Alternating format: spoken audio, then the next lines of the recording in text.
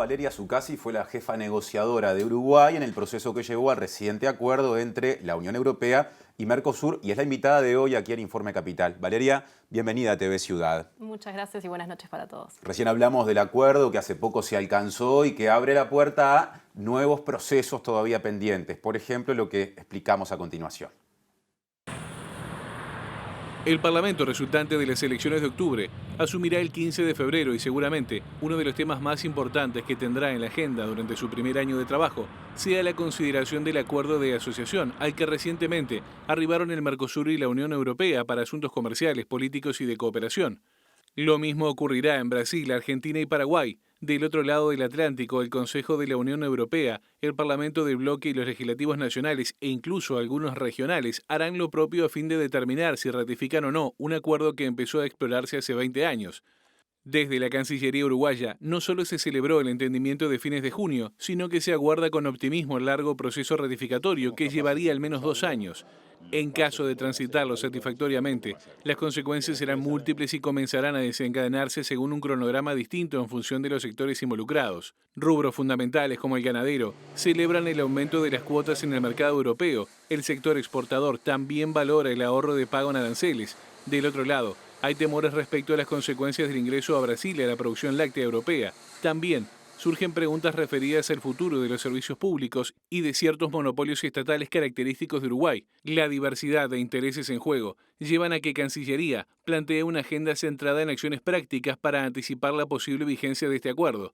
Conoceremos más con la embajadora Valeria Zuccasi, jefa negociadora por Uruguay, en el proceso previo al acuerdo. Por ejemplo, están colocados en la canasta de entrada en vigor inmediata. Valeria, es amplísimo el espectro de temas a repasar. Y antes de meternos en lo que desde el lugar técnico de funcionaria de Cancillería uruguaya te podemos preguntar, yo quiero hacerle espacio a una consideración de tipo personal. ¿Qué representa para alguien que es profesional en su área haber participado desde la Cancillería de semejante proceso justo en la etapa de concreción? Digo esto porque fue lo que te pasó como jefa negociadora por Uruguay.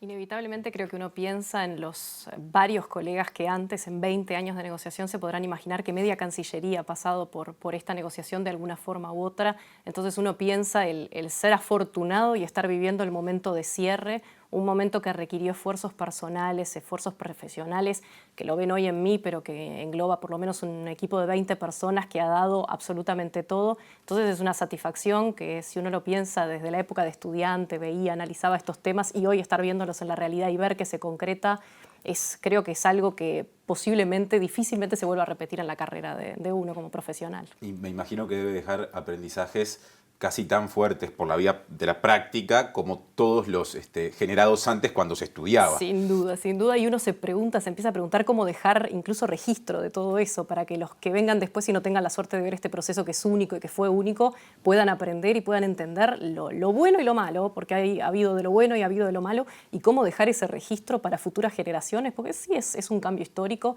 y lo que se venga para ahora será todo bueno, pero va a haber un antes y un después de este acuerdo. Brevemente, ¿cómo es eso de lo malo o qué fue lo malo en ese largo camino? Es un esfuerzo muy desgastante. Piensen ustedes que a veces nosotros nos pasábamos un mes entero en el que volvíamos a casa un fin de semana, 4 o 5 días, pero estábamos constantemente con un grupo de gente en la que uno tiene amistades, pero también tiene del otro lado a alguien que está buscando algo diferente a lo que quiere uno. Entonces la negociación en sí misma genera desgaste, genera roces, genera malos humores, genera tensiones y todo eso se hace difícil. A veces explicar cosas que para uno son muy evidentes porque las está viviendo, explicárselas a quien las tiene que entender desde el otro lado, desde el sector productivo, del sector empresarial, desde el sector incluso de los trabajadores. A veces se hace difícil y uno se siente hasta obligado a tratar de cambiar la forma de explicar para que del otro lado se comprenda lo que ha sido este ejercicio que por el momento sentíamos que no iba a acabar nunca, ¿no? Tuvimos tantos intentos de cierre y tantos intentos de ronda final de negociación que ya mucha gente hasta ni nos creía cuando decíamos vamos a Bruselas a cerrar el acuerdo con la Unión Europea. Técnicamente no hablamos de un tratado de libre comercio como otras veces, sino de un acuerdo de asociación estratégica.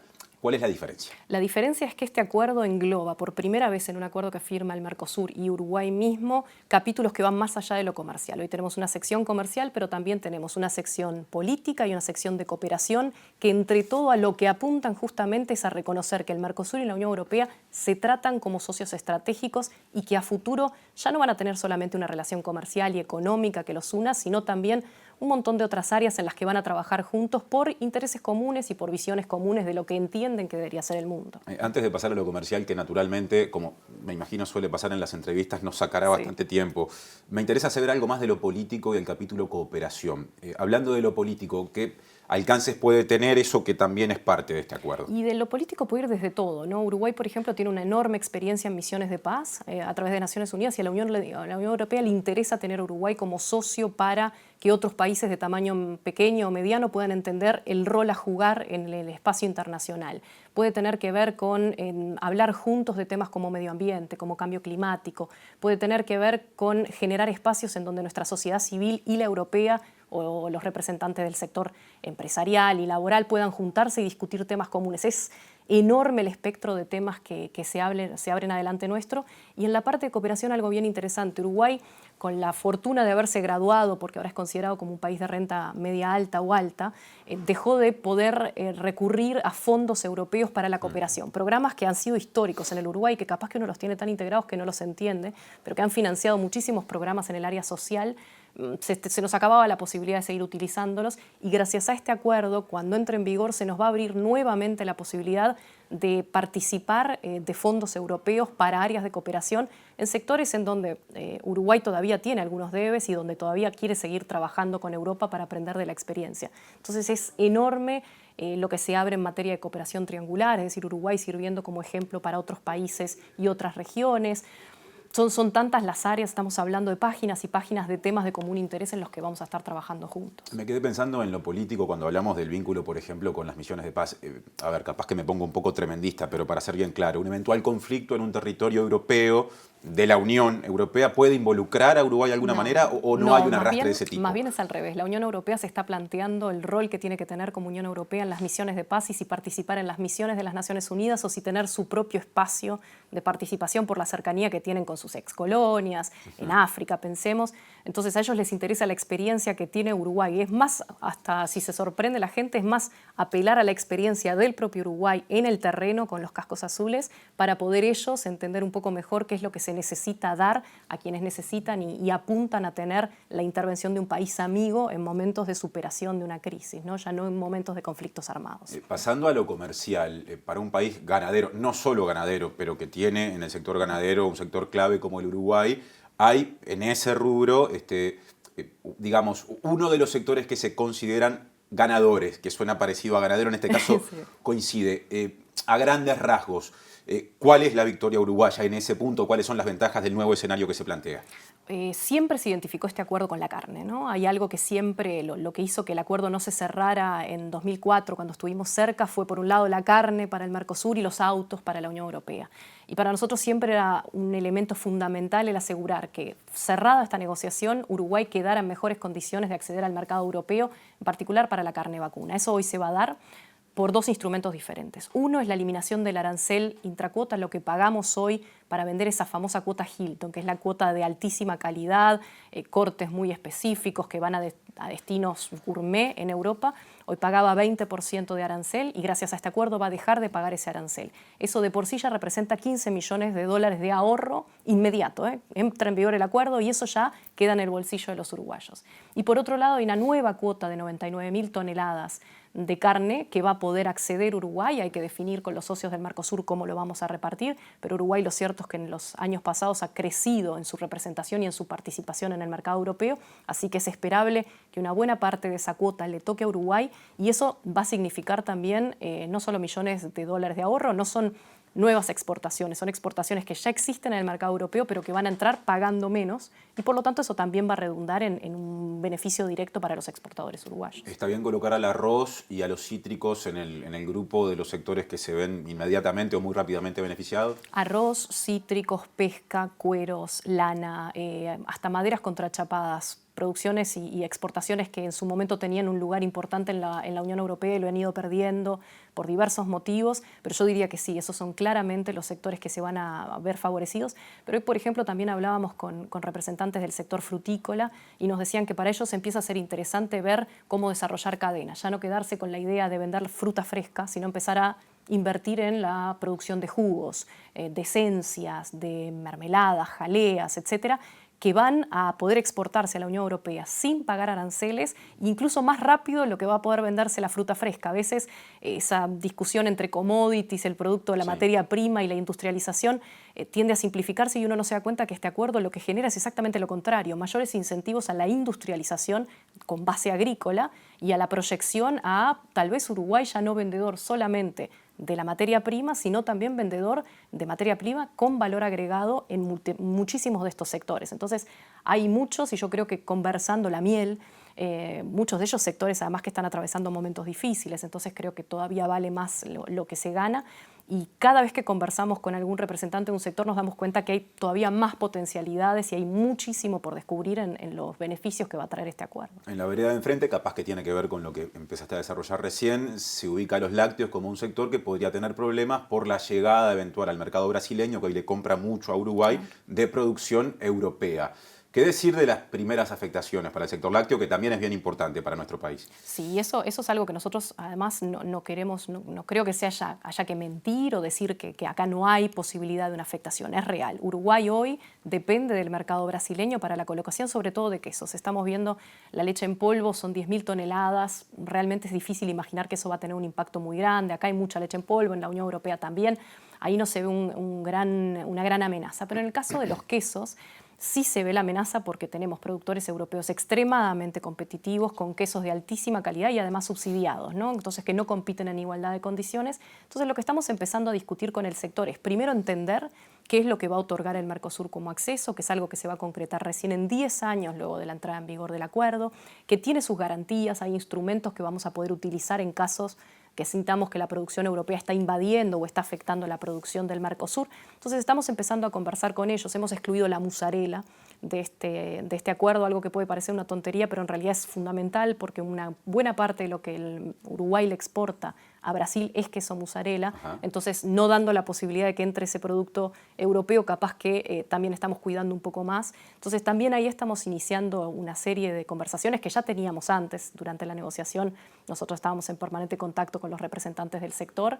Lo que estamos haciendo hoy es empezando a ver dónde están las potenciales amenazas, dónde puede haber beneficios también, y empezando a ver también qué le ofrecemos al sector como adaptación durante los años que va a demorar en ponerse en vigor el acuerdo, y también qué alternativas se abren con este acuerdo de apertura de otros mercados en otros países, por ejemplo, pensando en el continente asiático, en donde hay un interés exportador del sector lácteo muy grande, y que capaz que podemos empezar a vislumbrar en el futuro cercano como una salida para esos quesos que no se podrán colocar o se colocarán en menor medida en Brasil. ¿Pero hay algún tipo, digamos, de implicancia en la redacción que permita abrir esa puerta asiática, o sería en todo caso una alternativa, una estrategia propia del Uruguay ante este nuevo escenario? En realidad, la negociación Mercosur-Unión Europea tiene un efecto dominó. Nosotros estábamos al mismo tiempo que con la Unión Europea negociando con Canadá, con EFTA, que son Noruega, Suiza, Islandia, Liechtenstein, que es lo que completa el escenario europeo, pero también con Corea del Sur y con Singapur.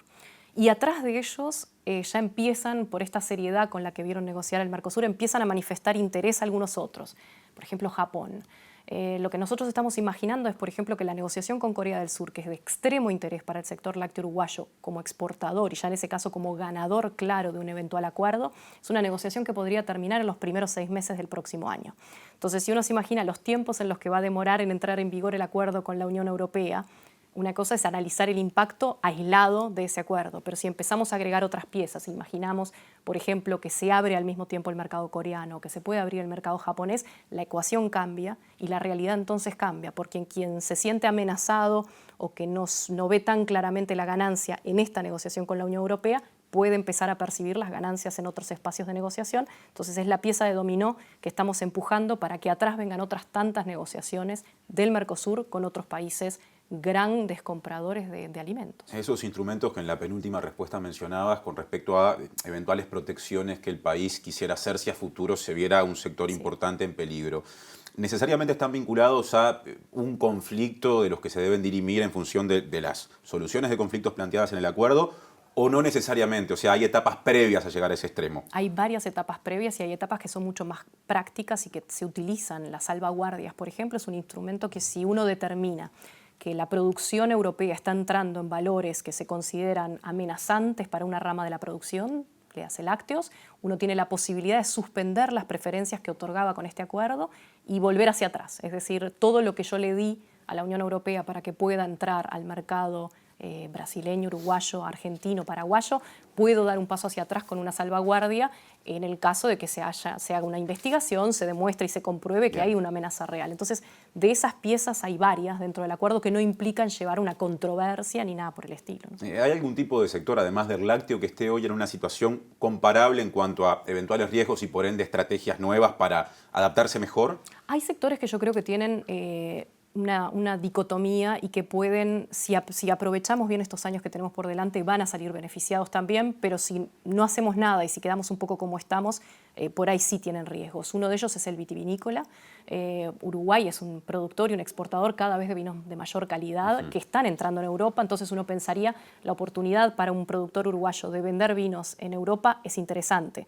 Pero también la competencia en el mercado local, con vinos que tienden a ser un poco más caros que lo promedio de un vino español o un italiano, puede generar ciertos temores. Entonces ahí hay que trabajar para asegurar que son más los beneficios que las pérdidas. Y en el sector industrial también estamos conversando mucho con las cámaras de autopartes, con las cámaras de automóviles, de ensambladoras de automóviles, justamente para asegurarnos que lo que surge a partir de ahora son oportunidades. Es decir, que logramos ver de una vez por todas la integración del sector automotor del Mercosur en un espacio único en donde Uruguay pueda producir cosas que nos vendan, que nos compren los brasileños, los argentinos, incluso quien tal vez nos podamos imaginar a futuro vender a Europa ciertas partes para el ensamblado de automóviles.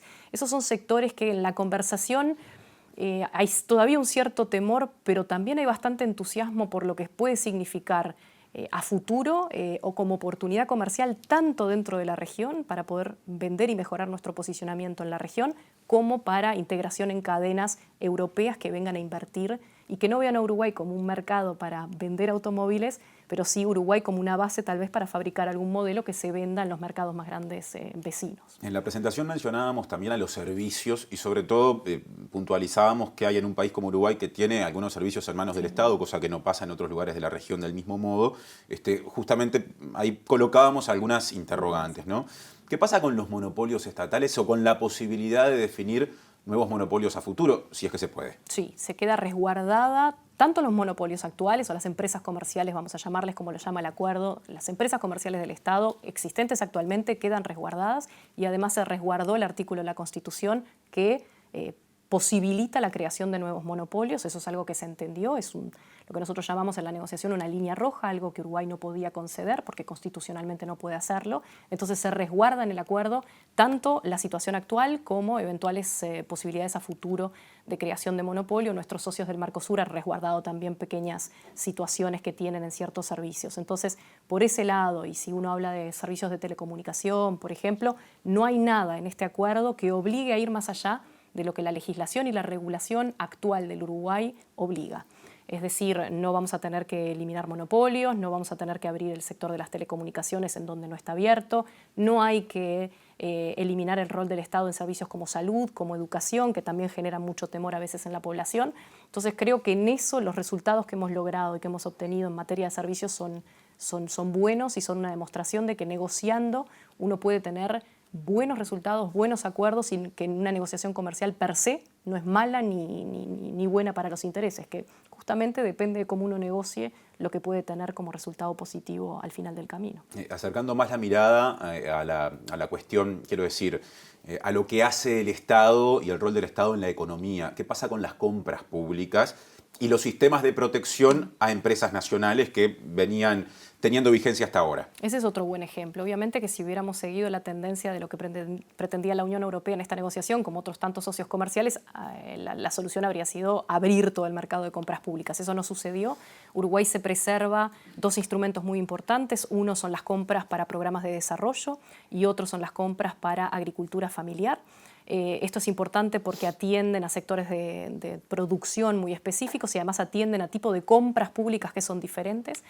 Nada en este acuerdo prohíbe a Uruguay seguir utilizando estas dos herramientas y además también excluimos las compras de las empresas del Estado, es decir, de nuestras empresas monopólicas, y también excluimos lo que es el nivel subcentral, que se llama, es decir, las intendencias no han comprometido nada, por tanto, las intendencias no tienen compromisos como resultado de esta negociación, es solamente el Estado el que asume estas obligaciones. Así que también en compras públicas yo creo que el resultado es muy bueno y es muy defendible. En algún documento que circuló antes de que se conociera lo acordado del 28 de junio, o sea, hasta hace pocos días atrás, se decía que la Unión Europea celebraba o por lo menos comunicaba el acceso a licitaciones públicas en igualdad de condiciones. ¿Eso no contradice lo anterior o en todo caso cuál es la diferencia, si es que la hay? El matiz está entre eso. Ellos van a tener la posibilidad de acceder a las licitaciones públicas, a la obra pública, siempre que sea del Estado, por ejemplo, primera excepción, no las intendencias, no la obra pública cuando sea algo que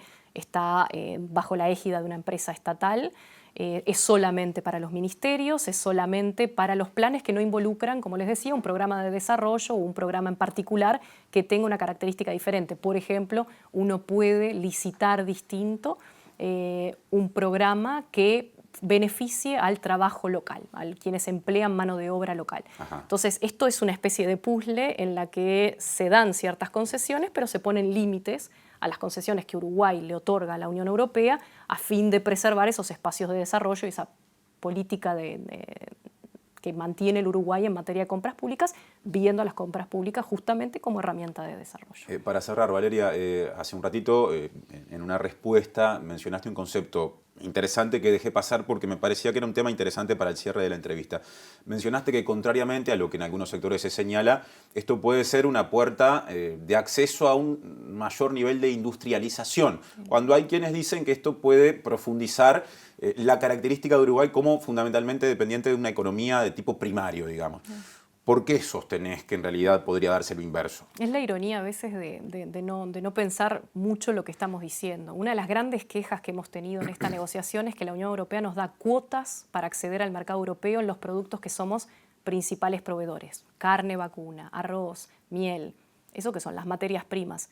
Esas materias primas van a tener un volumen con el que van a poder ingresar con preferencias al mercado europeo. Superado ese volumen, ya no se va a poder tener una preferencia. Sin embargo, los productos que van a la industrialización, o sea, que van más allá de la commodity, de la materia prima, un jugo, va a tener la posibilidad de entrar al mercado europeo sin pagar aranceles. Con valor agregado. Con valor agregado. Pensemos en los cueros que se producen en Uruguay para la industria automovilística, los cueros que se utilizan en los autos de alta gama y de alta calidad, los Audi, los Mercedes, que los producimos, los hacemos acá, los cortamos, los diseñamos y los enviamos a Europa.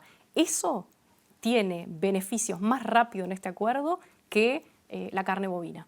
Entonces hay que empezar a pensar en la cadena completa y en dónde se invierte y a dónde se apuesta para asegurarnos que las materias primas que vendemos y que siguen siendo fundamentales para el país y para el desarrollo del país se siguen vendiendo, pero que también con alguna inversión podemos empezar a desarrollar cadenas en ciertos sectores en donde tenemos las posibilidades y donde tenemos ventajas comparativas y competitivas. Valeria, gracias por este rato para TV Ciudad y seguiremos el tema con atención. Capaz que en los 2 años que vienen, con todas las ratificaciones parlamentarias pendientes, tanto aquí como en Europa, donde hay más niveles de gobierno inclusive, tenemos que hablar de nuevo. Habrá muchas oportunidades seguro. Muchas gracias. Muchas gracias.